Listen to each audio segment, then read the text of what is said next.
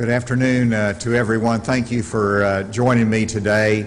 As you know, the RSA schedule has been filed as we enter the final days of this session, and I'm very, very pleased to be joined by Senate Pro Tem Jimmy Hickey, as well as the Speaker of the House, Matthew Shepard. They have been amazing partners as we've worked through this RSA schedule, as we've got our final budget together. And I want to express my thanks to each of them for their leadership and their partnership during this session. This budget that we're presenting as a package for the next year is remarkable, considering we're coming out of a pandemic, and the fact that we're able to fund our budget fully, but also show that we're actually reducing spending. And I want to make some comments on that. We're joined by our Secretary of Finance, Larry Walther, and the Budget Director. I appreciate their leadership. Jake Bleed has done a good job in working on this as well. First of all, you'll see from the budget that has been presented that tax revenues are growing, but state spending is not. We are currently expecting a budget surplus as of June 30th of this year of around $600 million for the current year.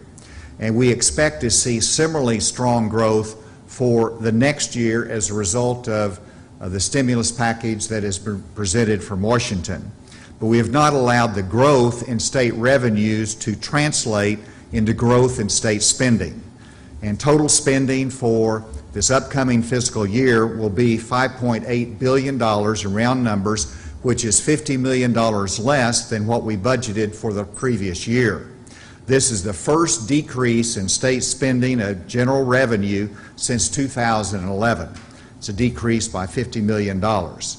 This decrease comes from cuts which we imposed at the end or during the pandemic, and we've been able to carry some of those forward as a result of good management by the agency and department directors. This shows the increased ability of our agencies to operate with less, carrying out their mission with more limited funds, even during this pandemic and uncertain times. But I want to make it clear that we've also met our state obligations and our priorities in our state, primarily and most importantly in the area of education. This budget includes the largest percentage increase in educational adequacy funding since 2006 timeframe. It also includes special allocation for raising teacher pay, which has been a priority of mine as well as a priority of the legislature. In addition, we're increasing funding for our state Medicaid program, and we've seen strong growth in the Medicaid Trust Fund, which will safeguard the future of that critical program. This funding also this budget also includes support for Our Home, which was previously Arkansas Works, the Medicaid expansion program that's being implemented in a more innovative way based upon legislative priorities. And that has been funded in the budget. Other priorities funded in the budget includes an increase in our Succeed scholarships. It includes increased state reimbursement for counties for housing state inmates from $30 to $32. It includes funding for the Department of Agriculture for a meat inspection program that was initiated with legislative leadership. It includes funding for improved retirement of our state police, as well as a new cold case unit which will target unsolved crimes. It continues the productivity funding model and the funding that is necessary for implementing that productivity funding model in our institutions of higher education. It does also restore the previous cuts in institutions like corrections and higher education. They have been fully restored in this budget, ensuring sustained funding for our colleges and universities. I also wanted to emphasize some particular points that we've had success in both as administration, but I want to emphasize that this could not have been done without legislative push and a legislative priority by the leaders that are here. In 2015, when I took over as governor, but also for the first time we've had Republican leadership in the administration as well as in the legislature, we had reserves that were a zero balance when I took office. Today, we're expecting to have our long-term reserve fund that will reach over $700 million by June 30th.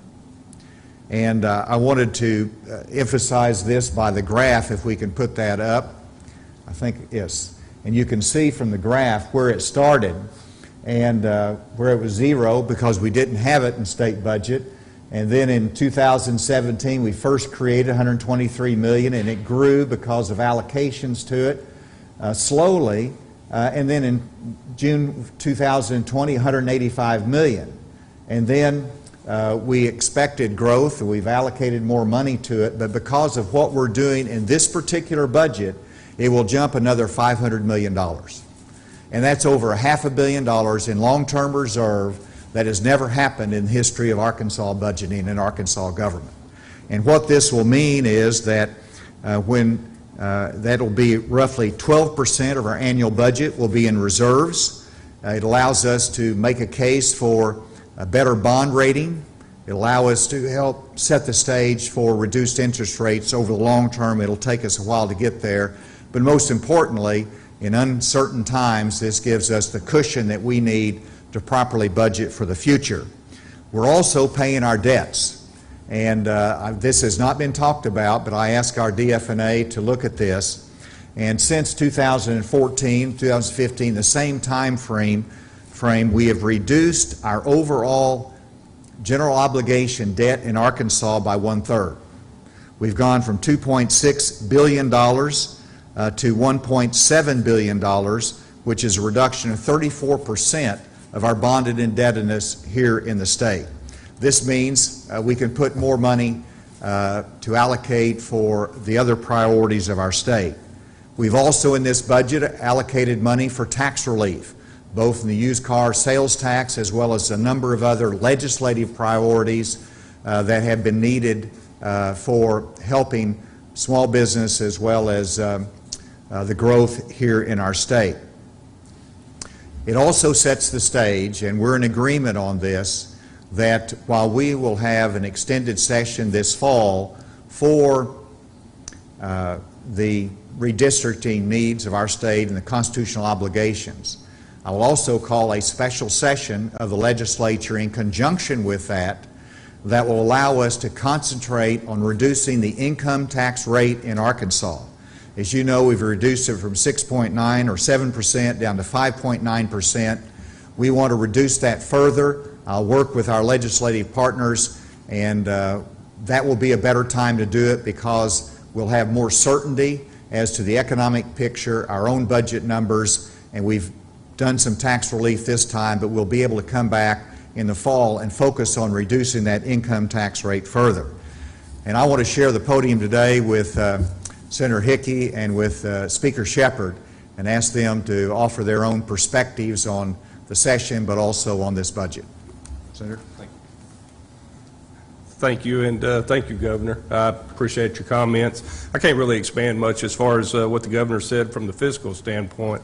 One thing that I'd like to say is whenever I had first come to the legislature in 2013, one thing that I thought was how could an entity such as this state not have a savings account that might carry us through catastrophic times. We also know that it affects our bond ratings. If we have those balances, we're able to get better rates on our bonds, which will also help our cash flow.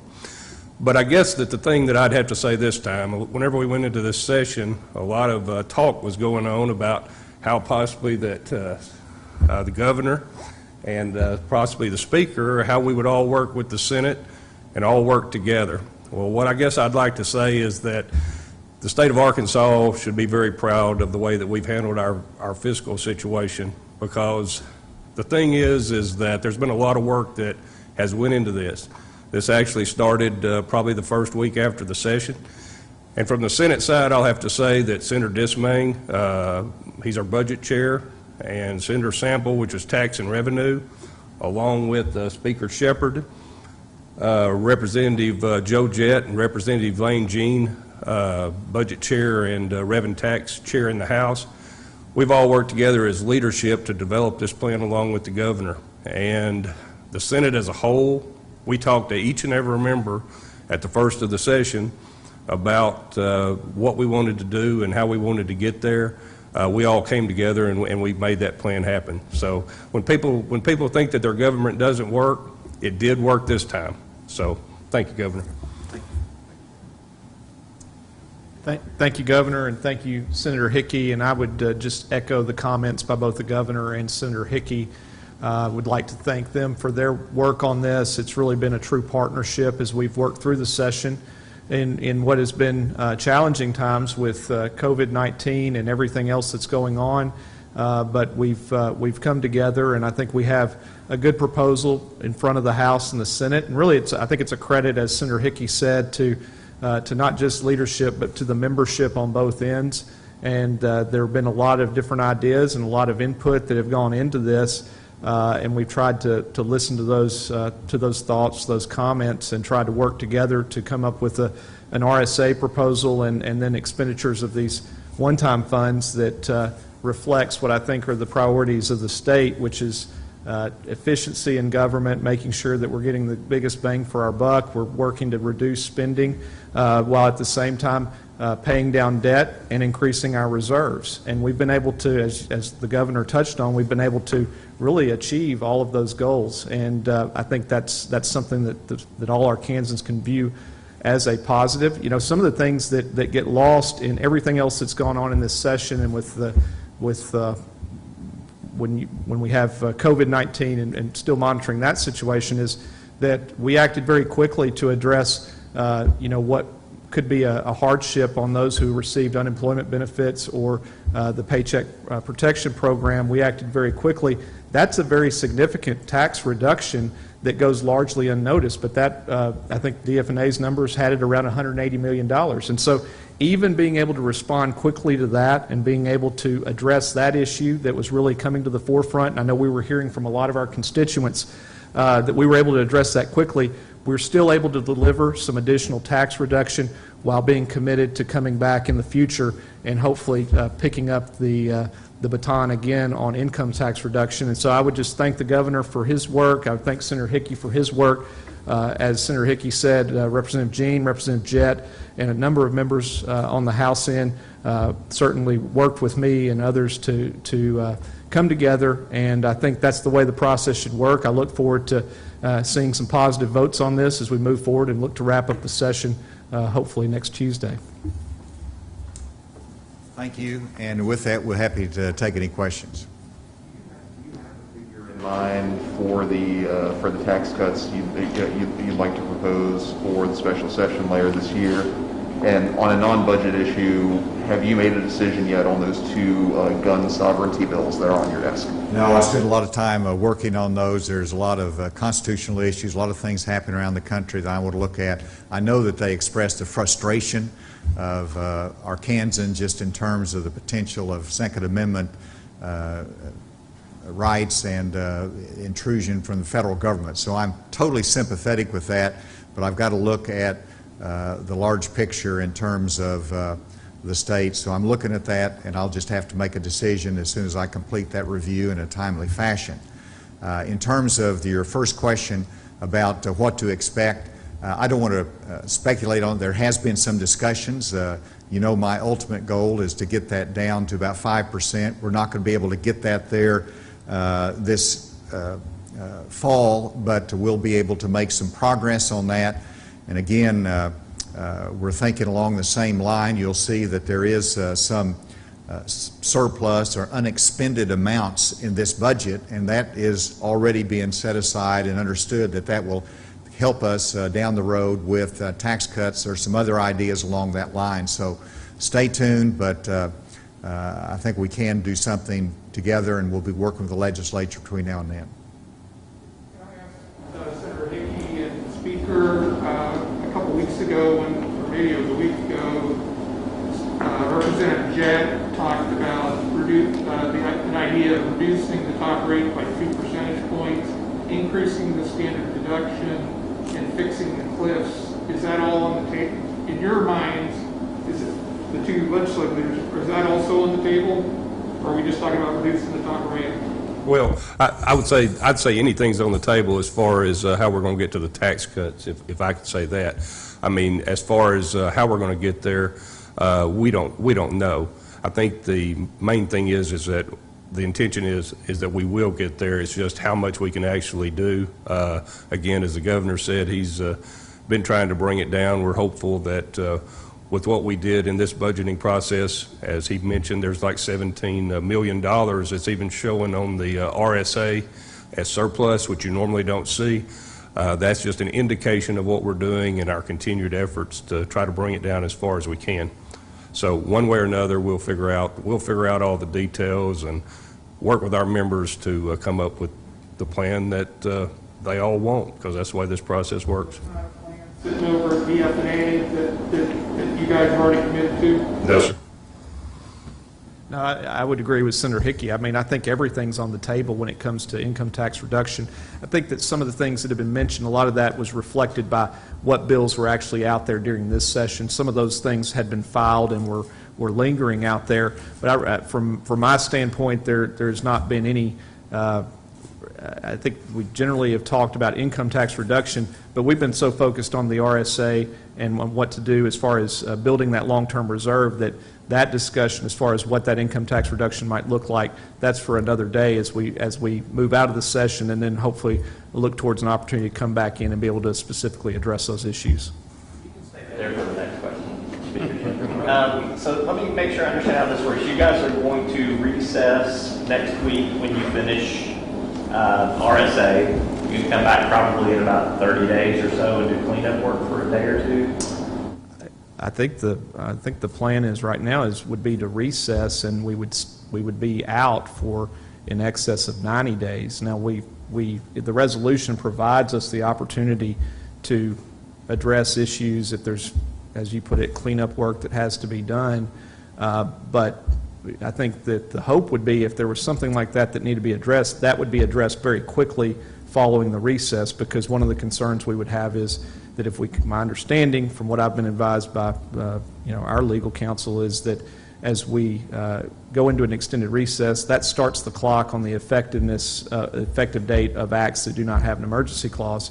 But there could be, if we were to come back in within that 90-day period, that might create some question as to whether the clock restarts. And so, I mean, at this point, my expectation is that we're going to recess, assuming that there's no major issue that has to be addressed in the very immediate future, that we would be out. We would await the information from the Census Bureau.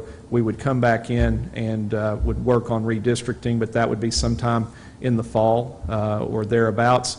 And as the governor said, that hopefully along the way we can work towards income tax reduction so that can be handled in close proximity with what happens on redistricting. Maybe sign and die after redistricting, and then you call them in a special session right away. We've done that before on the fiscal session, so we'll just time that so we can all get it done. Anything else on the call for that special session? Well, I hope not. I hope not.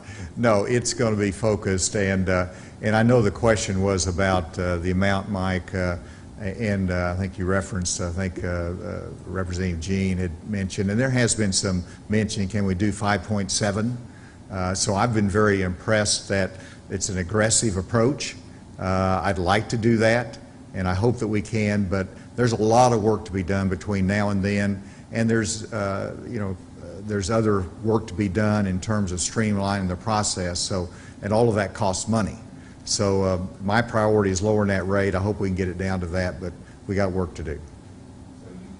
You would ask for $20 million more for public school health insurance plan. Is it possible to use some of this surplus to put additional funds in that to eliminate the need for premium increases for public school employees? Or question's premature? I'll let them comment, because I know they've been very engaged in this. We're going to have to do some work on that. I know we've got a consultant. Senator Hickey's got a bill that's going to look at addressing that, but ultimately I expect it to take some money that we're going to have to put into it, but it's premature to know what that is. So you're okay with the bill? Well, as nice as he's been today, we'll lean forward to help him out. And that's true. The bill that we're doing, of course, there is a lot of work to do within that program, and we understand it.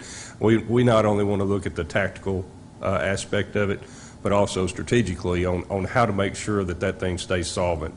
This is just the first step, as I've said, just the first step in redesigning the governance on a short-term basis. Then we'll actually have to get in there and figure out what can be done and how much money we're going to have to put into it, because as of right now, we do not know the exact number. I know I've been saying that it's about 99 million that's in the deficit. However, some of that will have to be made up within the plan itself, and we're just going to have to work with all the stakeholders to figure that out and get that done. And then later on, whether it's in the special session that the governor decides to call, then it'll be up to him whether we're going to put it on then, or possibly we might have to do it in the fiscal session. We should have an idea as far as the long-term governance of the plan, how we're going to have that structured at that point. So, like I say, it's kind of a three-step process, and that's the way we're moving forward with it. Teacher insurance and the condition it's in, there was some work done earlier last decade on teacher insurance, a couple of special sessions. I think you guys have been a part of that. You weren't the governor yet, but that's been addressed before. Yes, and I believe, of course, I don't know if it was 13 or 14 years, get away from me. We had actually put some money into the teachers' insurance plan. I mean, I guess a lot of fingers could be pointed a lot of ways. Some of it is probably not things that, and I did say this on the Senate floor, but there's some of the things that have probably caused it are not what has been done. It's probably what has not been done. And it's allowed this to accumulate over time, and that's one of the aspects of the long-term governance that we want to make sure is that we're looking at that thing on a semi-annual or annual basis, that it's got all the oversight it needs with those dedicated reports at certain times, so that, like I say, we'll get a grasp of it, and that's our intention this time. Is there a final question?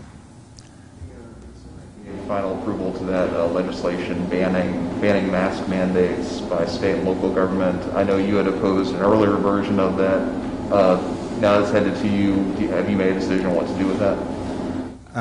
I know that there was a concern by higher education for the rest of the school year that they wanted to keep the mask mandate in place. I think the emergency clause didn't pass today, and so that will allow that to happen, which makes it more favorable. I like to read the bills, and I've read it once, but once it gets here, I want to evaluate it completely. I believe it is consistent with what I've said is my policy, that we're not going to have a mandate for state government to require vaccinations. But this is mask. Yeah, the mask. I'll just look at it. There's a lot of bills coming our direction right now. The fact that it wouldn't take effect immediately makes it a more favorable. Sure. Because that was a concern to me with higher education. Also, does it exempt the municipalities? Yeah, so man, that's. We'll look at it. We got work to do. With that, anything else? Thank you all very much. Man,